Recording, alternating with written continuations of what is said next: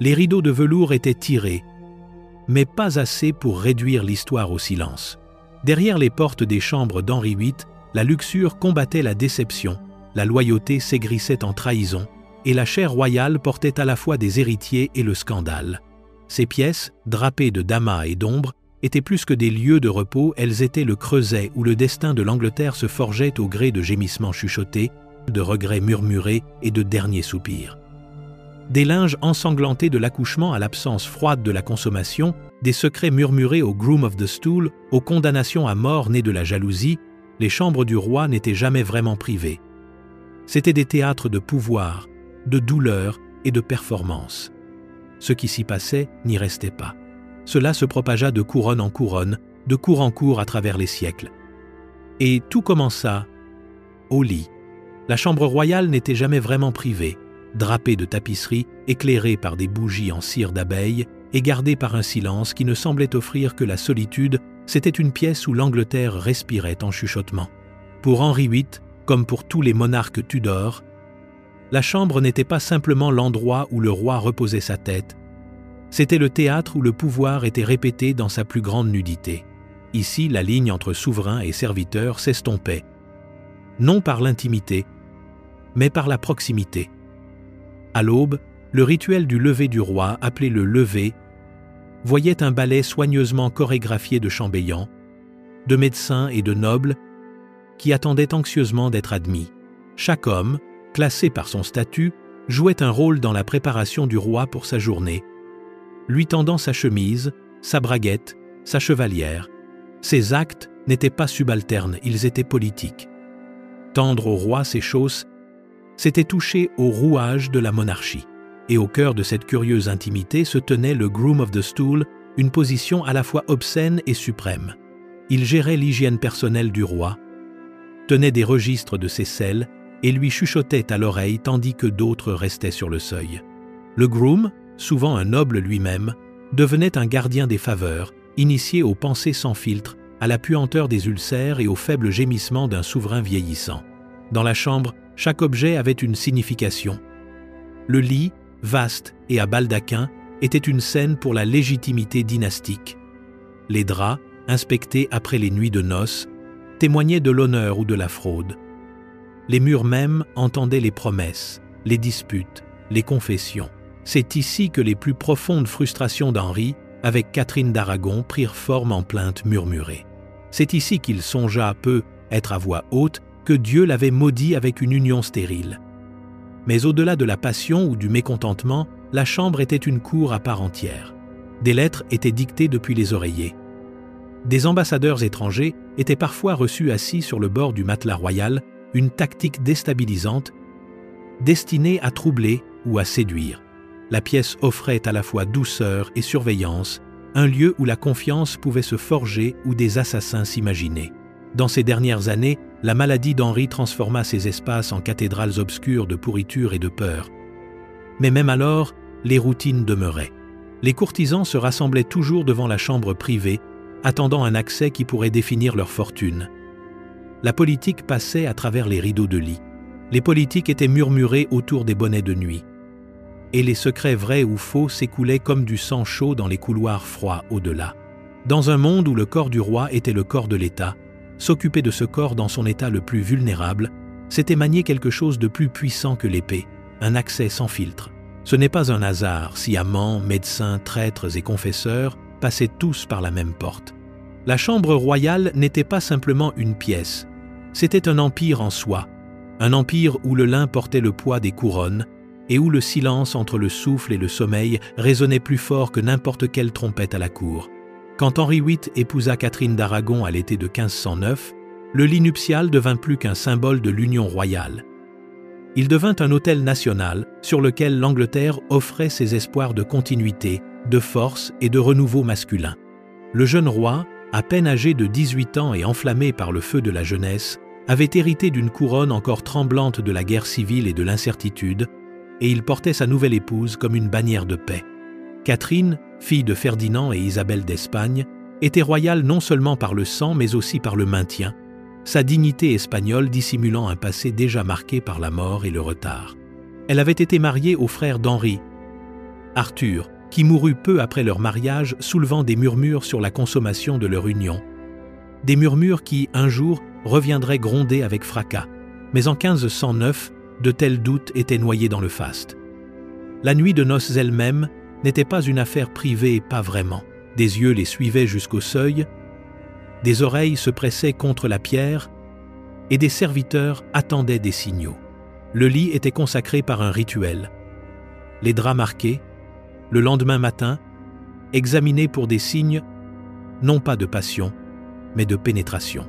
Pour Henri, c'était plus qu'un plaisir personnel, c'était une preuve publique. Posséder Catherine, c'était posséder la légitimité. Les chroniqueurs notèrent sa vigueur, sa joie, sa fierté de sa virilité. Il n'était pas simplement roi, il était un mari, un procréateur, une promesse vivante de renaissance dynastique. Des chansons furent écrites. Des poèmes louèrent sa virilité. Son corps, jeune et sans cicatrice, fut comparé à Mars, tandis que Catherine devenait la Vénus de l'Angleterre. Le peuple se réjouissait non seulement pour l'amour, mais pour la lignée. La chambre à coucher devint une cathédrale d'attente. Chaque nuit était un tournant potentiel pour l'histoire. Chaque conception manquait un tremblement silencieux de doute. Et quand le ventre de Catherine s'arrondit avec sa première grossesse, le royaume retint son souffle. Mais cette exhalation ne durerait pas. Au cours des années suivantes, les fausses couches se succéderaient, les morts-nés entraient leur chambre, et la confiance d'Henri pourrirait dans l'ombre entre ces mêmes draps de soie. Pourtant, lors de ces premières nuits, quand l'espoir ne s'était pas encore aigri en obsession, le lit nuptial remplit sa plus grande fonction non pas comme un meuble, mais comme un théâtre. Les courtisans chuchotaient sur l'appétit du roi, les ambassadeurs étrangers rapportaient un mariage bien commencé et très honorablement consommé. Et tandis que le jeune couple sortait de sa chambre, les joues rouges et les vêtements juste assez froissés, l'Angleterre expira. La rose des Tudors s'épanouissait de nouveau, nourrie par l'illusion d'une union fertile. Mais sous le parfum de la cérémonie, sous les rires orchestrés et les tentures de velours, le lit portait déjà le poids d'une attente qu'aucun mortel ne pouvait longtemps supporter. Le roi avait joué son rôle, oui, mais la pièce ne faisait que commencer, et le rideau ne tomberait pas avant que le sang ne tache à la fois le lit et la couronne. La chambre qui avait autrefois résonné de murmures triomphants pulsait maintenant d'effroi, chaque porte fermée cachant une autre promesse non tenue, un autre drap sanglant. Catherine d'Aragon, autrefois l'espoir de 2 dynasties, devint prisonnière de la biologie et du hasard divin, chacune de ses grossesses un événement national, et chaque fosse couche une apocalypse personnelle. Entre ces murs dorés, l'espoir s'enroulait et mourait comme de la fumée. Entre 1510 et 1518, Catherine conçut au moins 6 fois, mais un seul enfant survécut, Marie, une fille, née en février 1516, dans un royaume qui avait prié pour un fils. La première grossesse avait semblé un signe de faveur divine. Mais le mort-né qui suivit brisa l'illusion. Le deuxième, un garçon, mourut en quelques semaines. La troisième était une fille qui périt avant de pouvoir être baptisée. Les serviteurs commencèrent à marcher plus doucement près de la chambre de la reine, et les rituels matinaux d'Henri s'assombrirent à chaque ventre qui se taisait. Le roi, autrefois si jubilant de sa virilité, commença à voir des ombres sur les murs. La chambre Tudor, sa supposée forteresse de fertilité, était devenue un théâtre de décomposition. Il regardait Catherine non seulement avec chagrin, mais avec suspicion. Était-ce la punition de Dieu? Avait-il péché en épousant la veuve de son frère? La question rongeait sa conscience et trouvait un terrain fertile dans les Écritures. Lévitique 20, 21, le hantait. Si un homme prend la femme de son frère, c'est une impureté. Ils seront sans enfant. Bien que le pape eût accordé une dispense, Henri commença à se demander si la loi divine pouvait être si facilement écartée. Et tandis que Catherine vieillissait son corps las, ses yeux cerclés de rouge à force de pleurer, la distance entre eux devint un abîme qu'aucune cérémonie ne pouvait combler. Le lit devint un champ de bataille où le désespoir d'Henri se heurtait à la honte de Catherine. Elle, qui l'avait autrefois apaisée avec des berceuses espagnoles et des bras chauds, n'offrait plus que le silence et l'échec. Et Henri, malgré toute sa majesté extérieure, commença à haïr ce silence, à y entendre la voix du jugement. Il ne se mit pas en colère contre Catherine, pas encore, mais il devint plus froid. Et quand il se détournait d'elle au lit, il se tournait vers la prophétie. Des murmures d'annulation se glissèrent à travers la cour. Des prêtres furent convoqués dans ses appartements privés. Il se plongea dans les Écritures pendant qu'elle saignait seule. Et pendant tout ce temps, l'Angleterre attendait, confuse, instable, regardant le lit royal devenir un tombeau pour des fils qui n'avaient jamais vécu, et pour un mariage qui mourut non pas de trahison, mais de vide. Ainsi, la théologie se glissa sous les rideaux de lit, et le droit divin des rois s'entremêla à la colère divine des ventres. Ce ne fut pas une maîtresse, ni un amant, ni même l'ambition qui mit fin au mariage d'Henri avec Catherine, ce fut l'absence silencieuse et répétée d'un cri masculin dans les heures sombres de la nuit royale. Et dans cette absence, Henri trouva non seulement le chagrin, mais un but. Il ne laisserait pas le corps d'une femme déterminer sa dynastie. Il briserait le lit lui-même avant d'accepter un tel destin. Avant même qu'Anne Boleyn n'entre dans la chambre du roi, elle l'avait déjà possédé plus complètement que toute autre femme avant elle. Elle dansait dans les corridors de son esprit comme une flamme juste hors de portée insaisissable, à la langue acérée et terriblement vivante. Contrairement à Catherine, qui était venue enveloppée dans la sainte dignité de la vertu espagnole, Anne vint enveloppée de danger. Leur liaison ne se déroula pas entre des draps, mais dans des regards, des lettres, des retraits soigneusement mis en scène. Elle refusa son corps avec la précision d'un chirurgien, tranchant la patience du roi et la remplaçant par l'obsession. Des années passèrent avant qu'il ne touche sa chair, mais il touchait l'idée d'elle chaque nuit, encore et encore, construisant un fantasme si puissant qu'il menaçait de défaire la structure même de la chrétienté. Pour Anne, le lit n'était pas simplement un lieu de consommation, c'était le levier final du pouvoir. Quand enfin elle céda après que le pape eut refusé d'accorder une annulation et qu'Henri, ivre de frustration et de désir, rompit entièrement avec Rome, ils se marièrent en secret, et la nuit tant attendue devint un point d'inflexion national. Mais le fantasme ne pouvait survivre à son accomplissement. Le lit, autrefois sacré dans l'anticipation, devint profane sous la pression. Anne, désormais reine, devait faire ce que Catherine n'avait pu faire produire un fils. Et quand son ventre s'arrondit de promesses, la cour se prépara à l'histoire. Mais l'enfant qui vint au monde en septembre 1533 n'était pas l'héritier tant désiré. C'était Élisabeth brillante, rousse, vivante. Mais une fille. Les sages-femmes l'enveloppèrent soigneusement et la placèrent dans les bras de sa mère avec une courtoisie tremblante. Henri, dit-on, força un sourire. La cour célébra publiquement, bien sûr, car aucun enfant du roi ne pouvait être accueilli par le silence. Pourtant, derrière les portes de la chambre, Anne vit la lueur de la déception. Le changement dans sa voix, la façon dont sa main quitta son épaule un instant trop tôt. Elle essaya de nouveau plusieurs fois. Une autre fausse couche, puis une autre, la dernière survenant peu après l'accident de joute d'Henri en 1536. Elle était de nouveau enceinte, et le choc de voir la forme inconsciente et boursouflée de son mari tiré du champ de bataille a peu, être mis fin à ce dernier espoir. Les appartements de la reine, autrefois électriques de promesses, s'affaissaient maintenant sous le poids de la récrimination tacite. Le même attrait qui l'avait autrefois élevée au-dessus de toutes les autres la rendait désormais suspecte.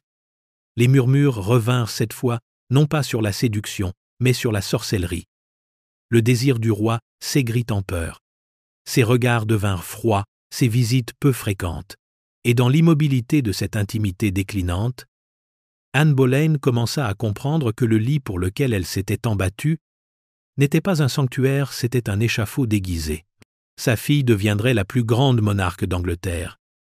Mais pour Anne, l'échec à donner un garçon ne fut pas seulement personnel, il fut fatal. Le même lit qui avait autrefois palpité d'attente résonnait maintenant du craquement des pas menant au billot. La même chambre qui avait autrefois brillé de la lumière des bougies et d'une extase tremblante s'assombrit maintenant sous le poids de l'accusation, ces tapisseries de soie cachant des secrets qui seraient traînés à la lumière et utilisés comme des armes. L'échec d'Anne Boleyn à donner un fils au roi n'avait pas simplement déçu, il avait déséquilibré la balance du pouvoir.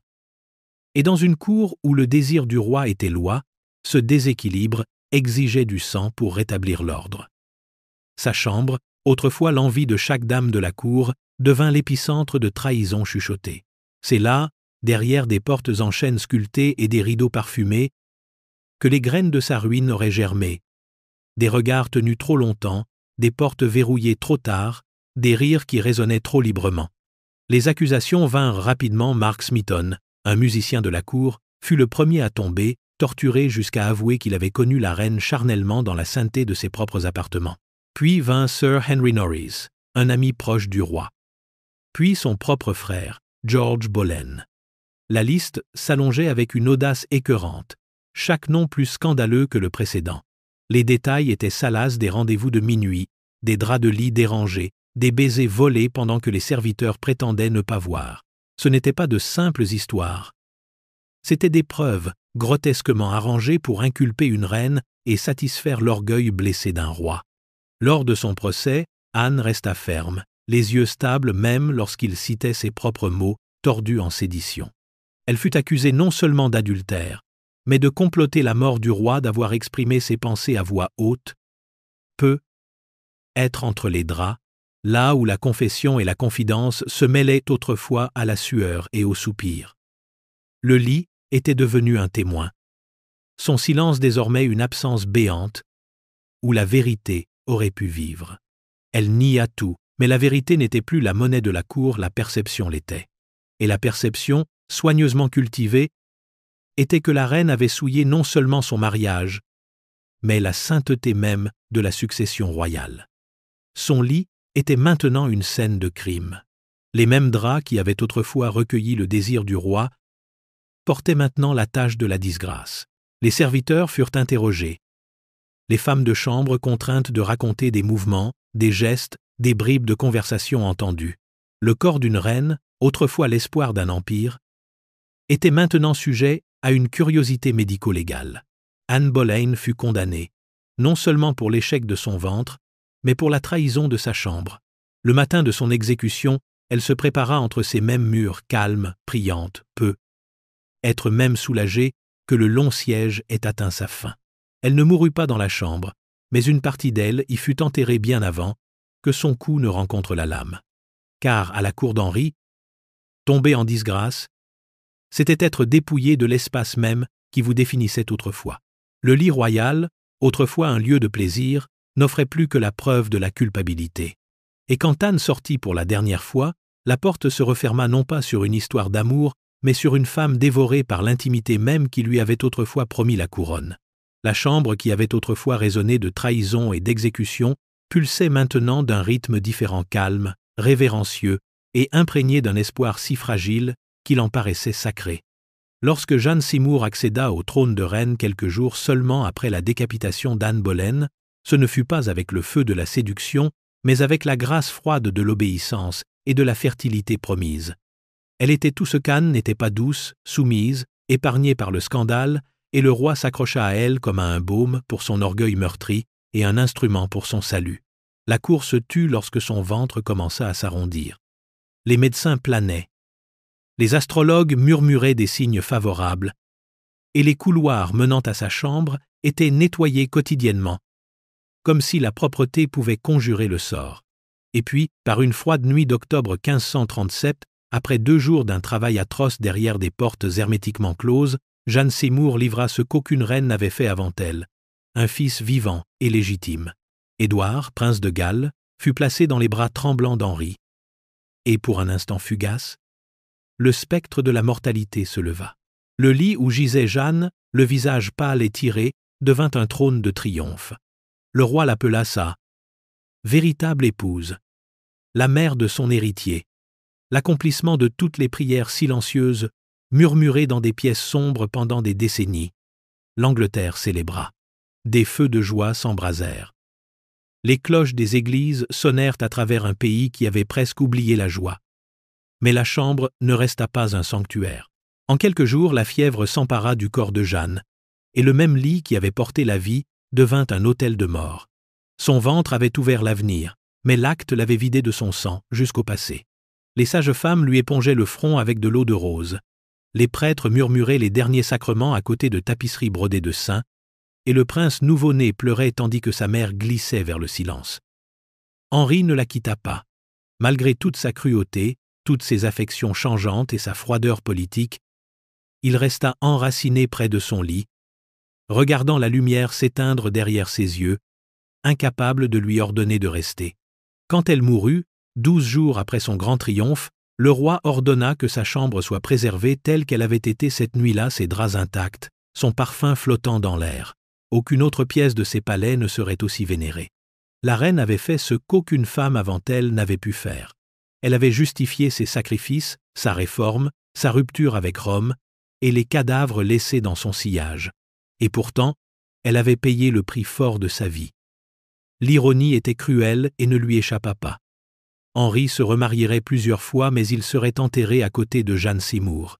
Sa chambre, autrefois remplie de sang, de cris et d'encens, devint un sanctuaire où le triomphe et la tragédie gisaient enchevêtrés sous les mêmes draps.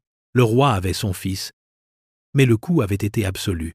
Dans le lit de Jeanne, Henri connut non seulement l'accomplissement, mais un chagrin si profond qu'il le hantrait jusqu'à son propre dernier souffle, halté loin de l'amour, entouré seulement de souvenirs et de pourritures. Le lit était préparé, les draps rabattus, les bougies vacillant dans des chandeliers d'argent, et pourtant la pièce pulsait de quelque chose d'aigre, de malaiser le poids de l'attente aiguisée en effroi. Anne de Clèves, princesse des duchés allemands, avait été choisie pour Henri non par désir mais par diplomatie.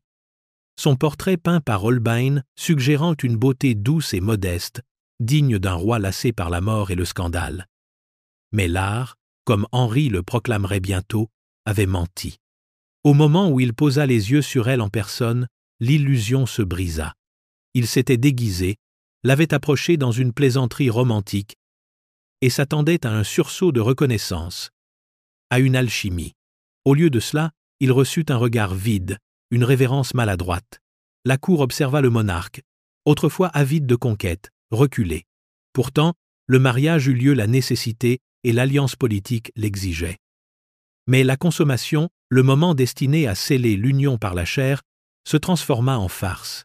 Henri confia plus tard à ses médecins et à ses plus proches courtisans qu'il n'avait pas pu accomplir l'acte.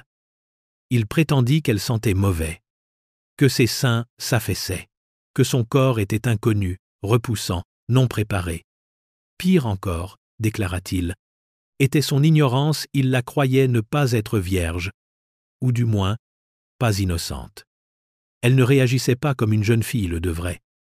Il affirma avoir touché son ventre et l'avoir trouvé mou et flasque, comme celui d'une femme qui avait porté des enfants. Qu'elles soient vraies ou inventées, ces déclarations firent du lit un tribunal.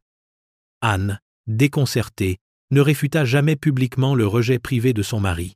Au lieu de cela, elle resta silencieuse, docile.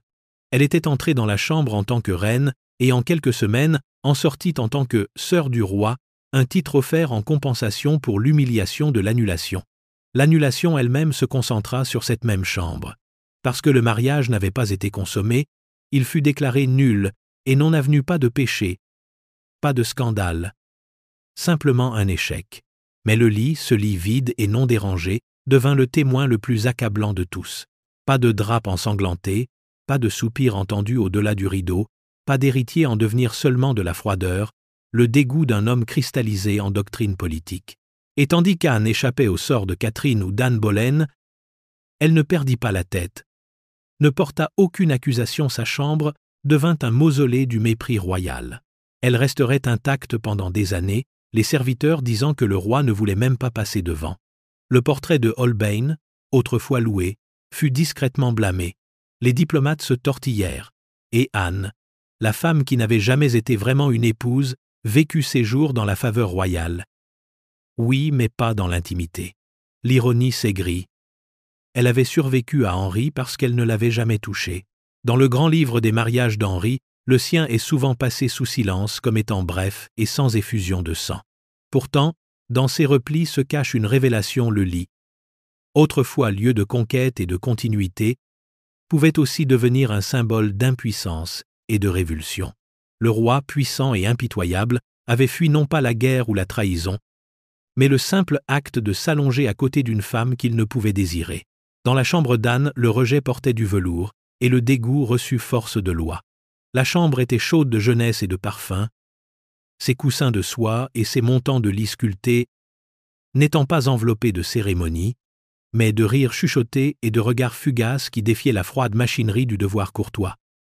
Catherine Howard, à peine une femme et déjà une reine, avait été choisie non pour la politique ou l'alliance, mais pour le plaisir, la tentative d'Henri de retrouver une virilité perdue à travers l'éclosion du charme adolescent. Son rire le ranimait, sa beauté remuait les échos d'un homme qu'il se croyait autrefois être.